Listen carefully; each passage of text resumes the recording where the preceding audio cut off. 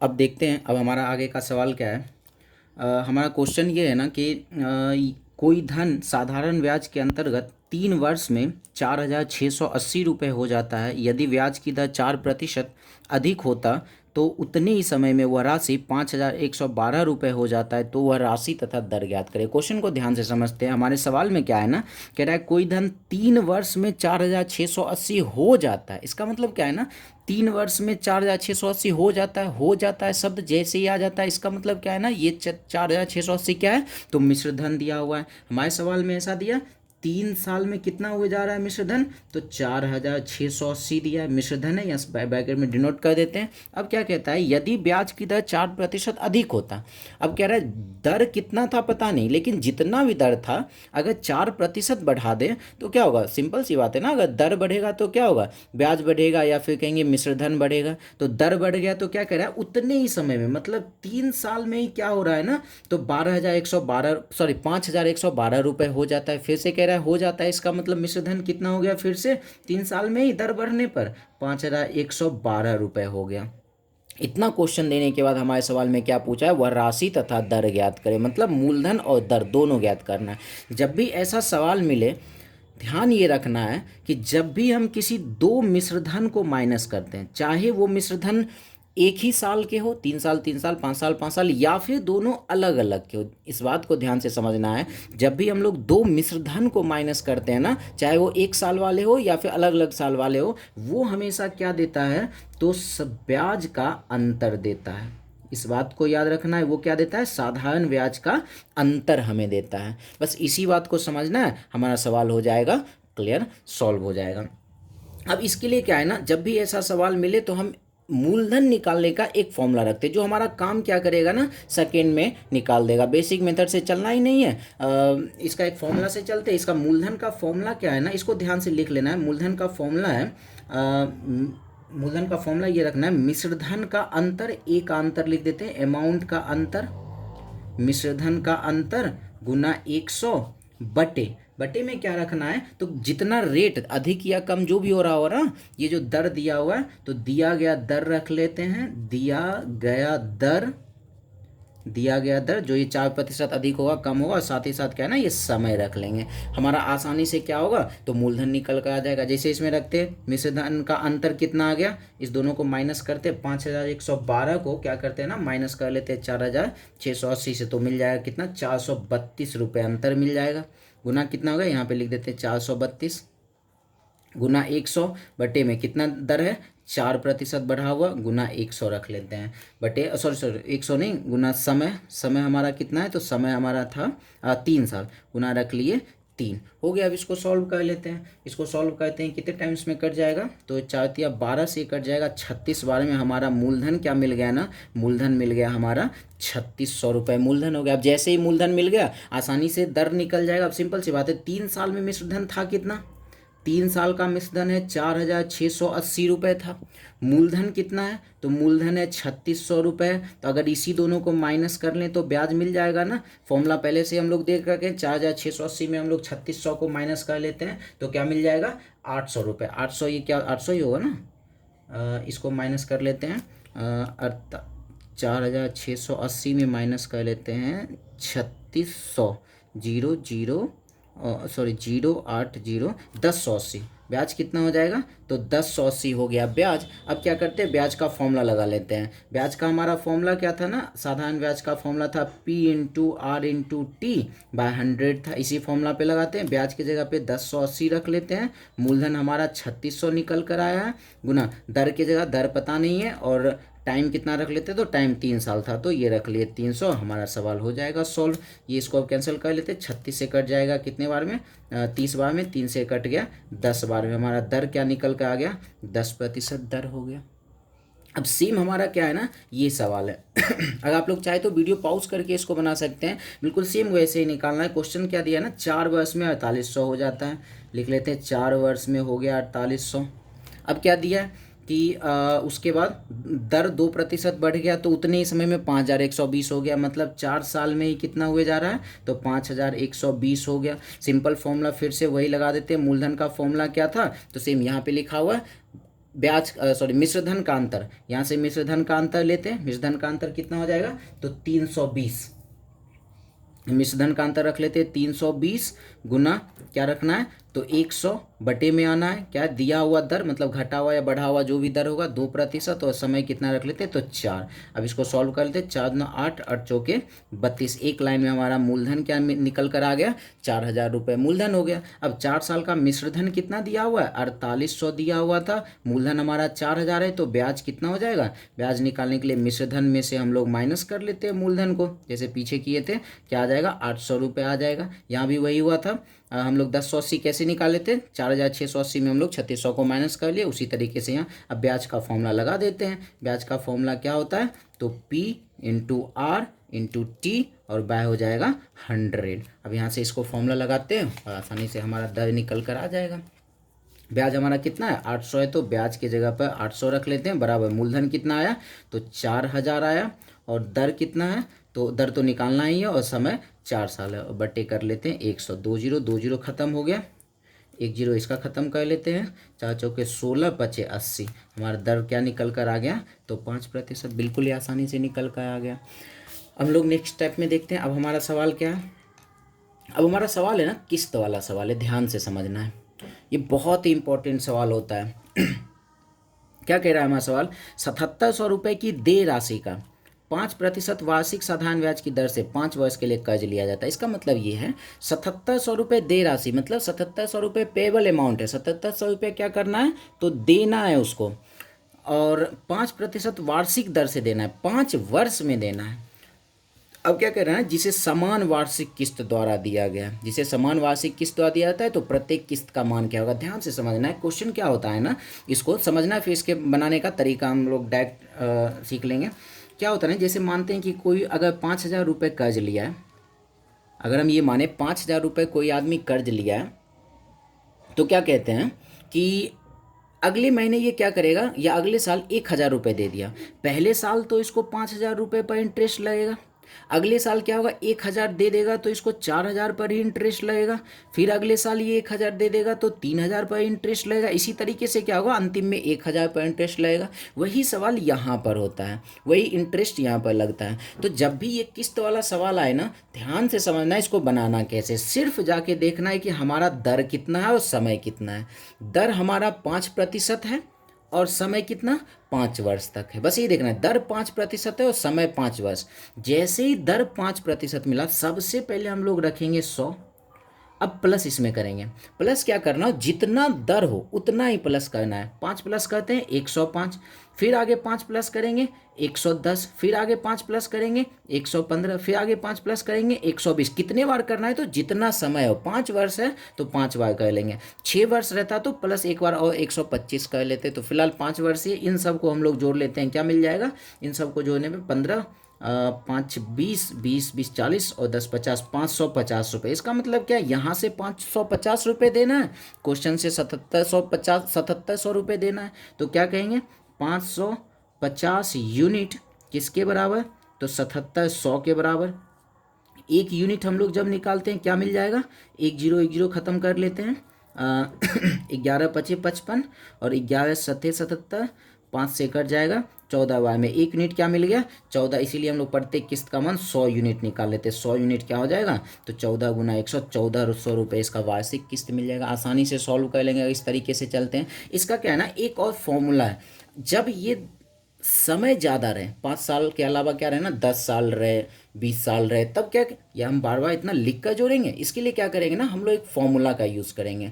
Formula हमारा क्या है, किस्त का फॉर्मूला यहाँ पर लिख देते हैं, थोड़ा सा फॉर्मूला समझना होगा, याद रखना पड़ेगा। किस्त का फॉर्मूला क्या है ना, कि कितना रुपए देना है, मिश्र धन गुना 200 बटे समय इंटू 200 प्लस समय माइनस 1, और इसमें गुना कर लेना है दर से। अगर हम इसको सही तरीके से समझ लेना, इसको याद रख ले, तो हमारा क्वेश्चन क्या होगा, जब हमारा समय ज़्यादा रहेगा, ये 5 वर्ष की जगह पे 10 साल 15 साल रहेगा, तो ये आसानी से सॉल्व हो जाएगा। तो इस फॉर्मूला को ध्यान से समझ कर रखना, जहाँ जरूरत हो वहाँ यूज़ कर लेंगे। अगर हम इसको यूज़ करके देखें तो किस्त का मान क्या होगा, मिश्र धन कितना है, तो 7700 रुपये जो पेएबल अमाउंट है, गुना 200 बटे समय कितना है 5 है, तो यहाँ पे रख लेते हैं 5 ब्रैकेट में 200 प्लस टी माइनस 1, मतलब 5 में से 1 चला गया 4, और गुना क्या रख लेते हैं, दर हमारा क्या है तो 5% है, यहाँ रख लिए 5, क्या हो जाएगा 7700 गुना 200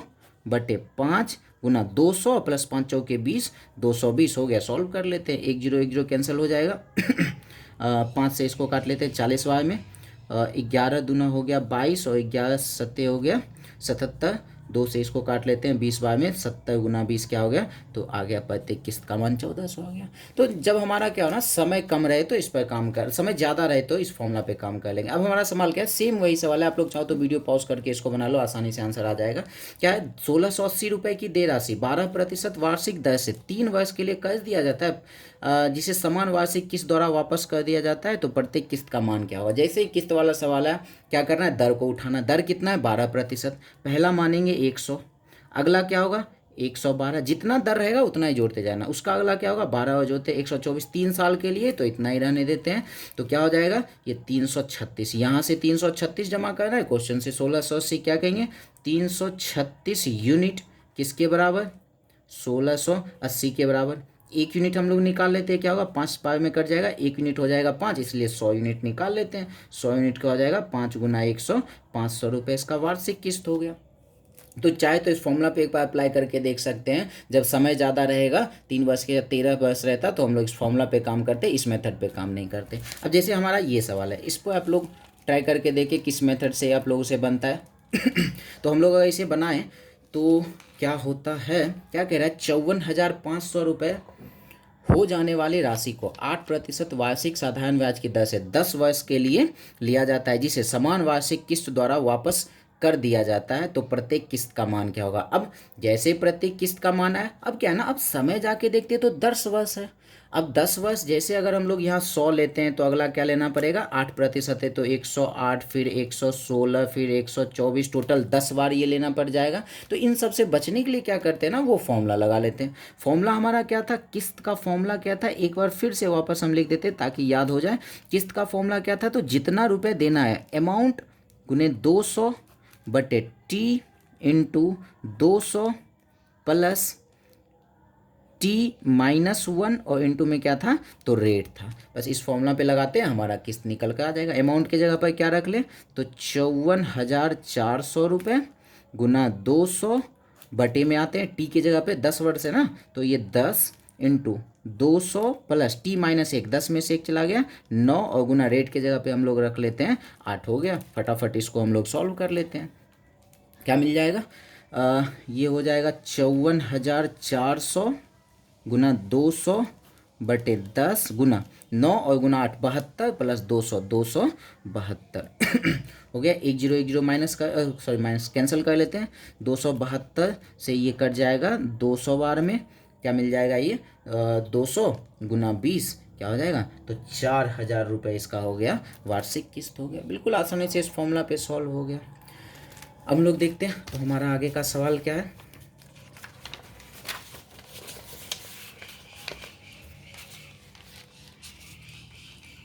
अब हमारा सवाल क्या है ना, ये भी बहुत ही इंपॉर्टेंट सवाल में से एक है। ये हमारा सवाल है 15,000 रुपये 2 भाग में बांट कर क्रमशः 12% एवं 10% वार्षिक साधारण ब्याज की दर से उधार देता है, तो वर्ष के अंत में 1,600 रुपये ब्याज प्राप्त होता है, तो 10% पर कितना उधार दिया गया। जैसे ये सवाल मिले ना, ध्यान से समझना है। टोटल 15,000 रुपये ये उधार लिया या फिर 2 भाग में लिया है। 15,000 रुपये 2 भाग में लिया है। एक भाग पे दर है 12%, दूसरा भाग पर दर क्या है 10%, और सब मिला के एक साल में क्या हो रहा है ना, ये 1,600 रुपये ब्याज दे रहा है। 15,000 रुपये उधार लिया था और सब मिला के एक साल में 1,600 रुपये ब्याज दिया, तो पूछा है 10% पर कितना उधार दिया गया। जैसे ऐसा सवाल मिले ना, हमेशा एलिगेशन पे काम करना होता है। एलिगेशन के लिए क्या करते हैं ना, एक हम लोग रेट निकालते हैं, ओवरऑल रेट कि एक साल में कितना दर लगा होगा। तो रेट निकालने का फॉर्मूला वही साधारण ब्याज से ही फॉर्मूला आता है। रेट निकालने का फॉर्मूला क्या है ना, तो ब्याज गुना 100 बटे दर गुना समय। इससे क्या होगा ना, एक ओवरऑल एक साल का दर निकलता है। तो ब्याज एक साल में कितना है 1,600, सॉरी दर यहाँ पे लिख दें, यहाँ मूलधन हो जाएगा, मूलधन गुना समय 1600 गुना 100 बटे में मूलधन कितना है, जितना रुपये ये उधार लिया है 15,000, और ये गुना क्या, समय, समय कितना था, तो एक साल के अंत में 1600 है ना, तो यहाँ पे रख लेते हैं एक। अब इसका 2 जीरो इसका ख़त्म करते हैं, 1 जीरो इसका ख़त्म करते हैं, 5 से ये 3 बार में, 5 तिया 15 और 2 32/5% क्या हुआ ना, एक हमें दर मिला। या फिर पॉइंट में अगर रखना चाहे तो क्या मिल जाएगा, 6×5 = 30, 6.4%। अब ध्यान से देखना है एलिगेशन लगाते कैसे हैं। एक दर है 12%, उसको रखते हैं, एक दर है 10%, उसको रखते हैं, और जो ओवरऑल दर आया है ना रेट आया, इसको हम लोग रख लेते हैं बीच में 6.4% और एलिगेशन लगा लेते हैं। एलिगेशन में क्या करना होता है, इस दोनों को माइनस करेंगे, यहाँ लिखेंगे, और इस दोनों को माइनस करेंगे, यहाँ पर लिखेंगे। तो 12 में से 6.4 माइनस करते हैं तो क्या मिल जाएगा, 12 में यहाँ पे 12.0 लिख लेते हैं, 6.4 माइनस करना है तो क्या मिल जाएगा, 7.6 हो गया। यहाँ पे लिख लेते हैं, सॉरी 7.6 नहीं, 5.6, ये 5.6 यहाँ पे, और फिर 10 में से क्या करते हैं, इसमें से 10.0 में से 6.4 माइनस करते हैं तो क्या मिल जाएगा, 3.6, यहाँ पर रख लेते हैं 3.6। अब इसको सॉल्व करते हैं, प्रतिशत तो खत्म ही हो जाएगा, अनुपात लाते हैं क्या मिलेगा, प्रतिशत खत्म ही हो गया, इसमें भी एक अंक के बाद दशमलव, पॉइंट, इसमें भी एक अंक के बाद पॉइंट, पॉइंट भी खत्म हो गया। और इसको कैंसिल करते हैं, 4 से कैंसिल हो जाएगा कितने बार में, 9 बार में, 4 से कैंसिल हो जाएगा कितने बार में, तो 14 बार में। तो हमारा क्या कुछ मिस्टेक हो चुका है, इसको एक बार सही तरीके से देख लेते हैं क्या मिस्टेक हुआ है। कहीं ना कहीं कुछ तो मिस्टेक जरूर हुआ है।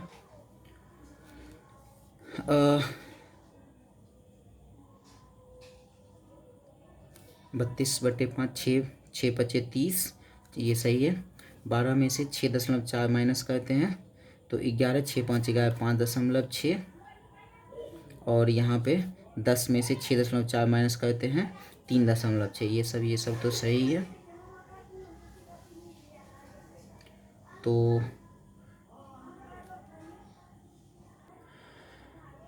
ये गलती है ना, यहाँ पर हम लोग क्या किए ना, 32/3 के जगह पे हम लोग यहाँ पे 32/5 ले लिए थे, ये हमारा क्या हो गया, तो ये हमारा इसलिए इस वजह से यहाँ गलत आ गया। तो इसको हम लोग रैपिड फायर में इसको हम लोग सॉल्व कर लेते हैं। यहाँ पे इसको बनाते हैं, एक दर हमारा 12% है और एक दर हमारा क्या है 10% है, और बीच में क्या करते हैं 32/3 को ही यहाँ पर रख लेते हैं। अब यहाँ से एलिगेशन लगा देते हैं, इस दोनों को माइनस करेंगे यहाँ रखेंगे, इस दोनों को माइनस करेंगे यहाँ रख लेंगे। तो इस दोनों को माइनस करते हैं, 12 × 36, 36 में से 32 निकल जाएगा, 4/3%, और इसको माइनस करते हैं क्या मिल जाएगा, 10 × 30, ये हो जाएगा 2/3%। प्रतिशत खत्म ही हो जाएगा, 3 और 3 खत्म हो गया, 2 से 4 कट गया 2 बार में, अनुपात क्या मिला 2। अब याद ये रखना है, तीनों जगह जब रेट रखते हैं ना तो यहाँ पे जो हमारा आता है ये अनुपात आता है मूलधन का। ये कहेंगे 12% पे 1 रुपये उधार लिया, 10% पे 2 रुपये उधार लिया, टोटल कितना उधार लिया 3 रुपये। यहाँ से टोटल 3 रुपये उधार लिया और यहाँ से कितना उधार लिया, तो 15,000। क्या कहेंगे